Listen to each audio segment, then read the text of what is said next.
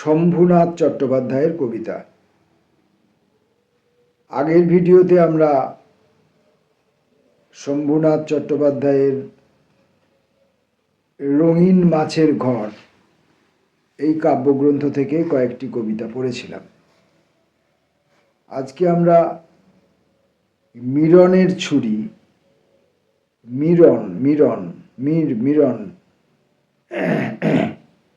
মিরনের ছুরি এই কবিতার বইটি থেকে কয়েকটি কবিতা পড়ব।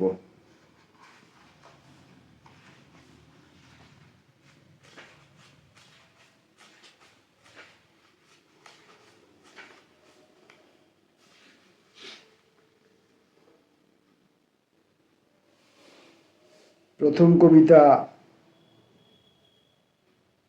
কর্ণপ্রয়াগে নদী সঙ্গম। এখানে গভীর উপল মুখর বন নির্জন গিরিখাতে এসে স্পর্শ ব্যাকুল তীব্র আবেশে গতি উচ্ছল পিণ্ডারি ধারা মিশেছে অলোকানন্দায়।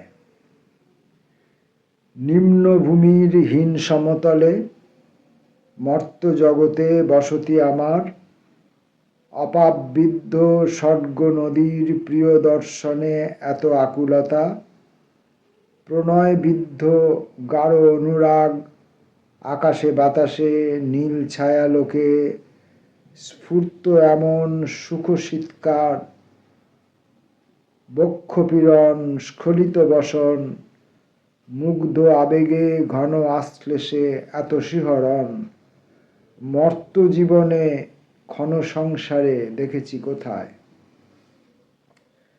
স্বর্গভূমির কিন্নর আর অপ্সরা যেন প্রিয় সঙ্গমে জ্যোৎস্না ছায়ায় শিলাসজ্জায় এসেছে দ্বৈত ধারার ছদ্মবেশে।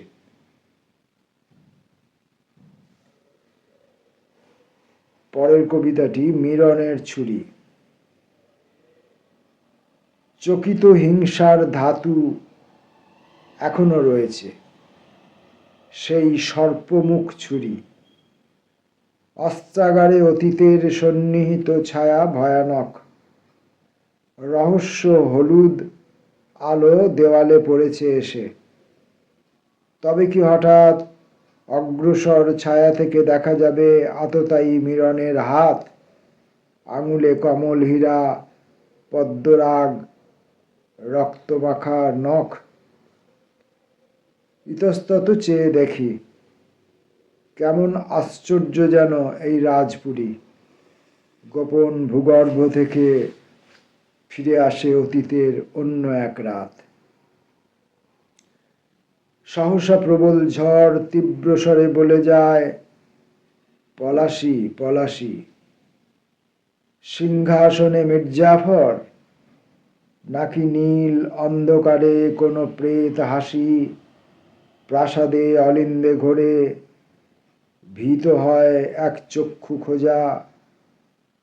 বজ্র নেমে আসে মাঠে, মিরনের অস্থি ফুঁড়ে বৈদ্যুতিক বাঁশি নীলাভ দিগন্তে যায়। শব্দ শুনে কেঁপে ওঠে সব রত্নরাশি, শব্দ ঝরে খুলে যায় নরকের দক্ষিণ দরজা। সর্পনখ ছুরি নিজে আমাকে দেখালো বুঝি দৃশ্যের চাতুরী।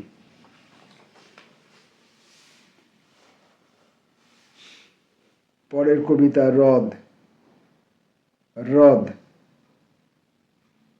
প্রবেশ করেছি এক অচেনা প্রান্তরে, দূরে নৈশ পাখি নির্জন হ্রদের জলপ্রান্তে উড়ে যায়। যেন পরিযায়ী স্মৃতি নিসর্গ বিষাদ ছুঁয়ে চলে। চারদিকে শীতল পাথরে স্থির বৃক্ষ আর ফসফরাস সুপ্রাচীন জ্যোৎস্না কিছু জলে। দৃশ্যমালা খুলে যায় পদ্ম রত্নের দিকে, শব্দ হয় রহস্য জলের। প্রবেশ করেছি কোনো অতীত প্রান্তরে, ছায়া শিহরিত অস্পষ্ট ধারার শব্দ কিছু লেগে থাকে, যেন জল নয়, সময়ের বৃত্ত এসে হ্রদে মিশে যায়। নৈশ পাখি বুঝি জানে দূর সঞ্চারিত এক অন্য রেখা অন্ধকারে আমাকে ভাসায়, যেখানে উজ্জ্বল কোনো নীল হ্রদে এ জন্ম পাব না ফিরে আর। সার্কাস। বিশাল এক তাঁবুর নিচে রহস্যময় রঙিন দৃশ্য জগৎ। আকুল আকাশের একদিক থেকে অনন্তে আর একদিকে টানা, অদৃশ্য কোনো মসৃণ তারের উপর চঞ্চল সোনালি পা রেখে প্রাচীন ছন্দে হেঁটে যাচ্ছে রূপসী নক্ষত্র যুবতীরা।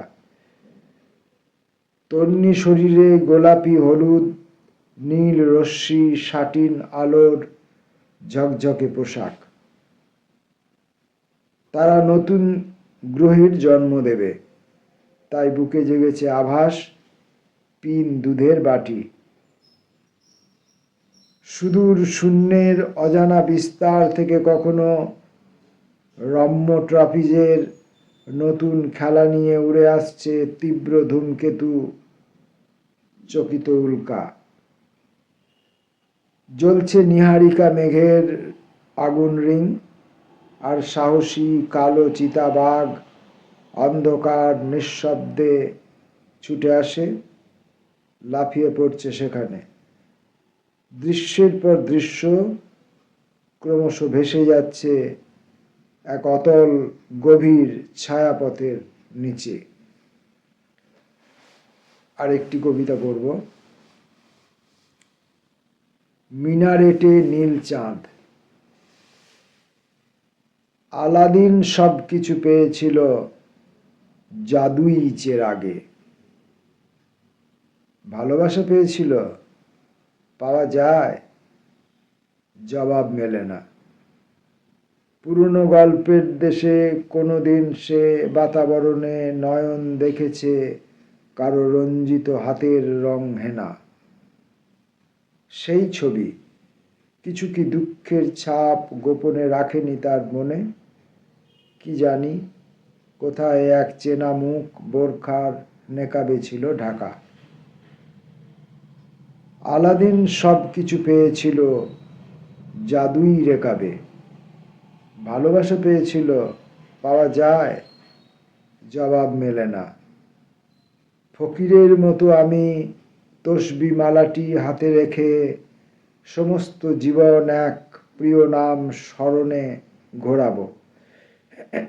তবু কি কখনো পাবো রেণু শোভা সুরমার কাজলে সেই আঁকা চোখের সুষমা?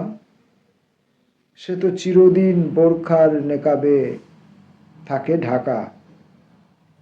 বিফল বাসনা জলে মিনারেটে নীল চাঁদ বাঁকা। শম্ভুনাথ চট্টোপাধ্যায়ের কয়েকটি কবিতা পড়লাম। আপনারা শুনে হয়তো উপলব্ধি করবেন কিনা জানি না, আমি নিজে উপলব্ধি করছি। আজকে কবিতা পাঠ করতে বসে আমার চতুর্দিকে কোথাও একটা বিষণ্ণতার কুয়াশা আমাকে ঢেকে দেবার চেষ্টা করছে, অর্থাৎ আমাকে ব্যাঘাত সৃষ্টি করতে চাইছে আমার ইচ্ছের উপরে, আমাকে উত্ত্যক্ত করতে চাইছে। এটা ঠিক অনুভূতির ব্যাপার। এটা এই ভিডিওর মধ্যে দেখা যাবে না হয়তো, বা দেখা যায় না, তাই আপনারা অনুভব করতে পারবেন না। আমি অন্য কোনো ভিডিওয়ে আবার শম্ভুনাথ চট্টোপাধ্যায়ের কবিতা নিয়ে আসব ফুল এনার্জি নিয়ে। ততক্ষণের জন্য নমস্কার।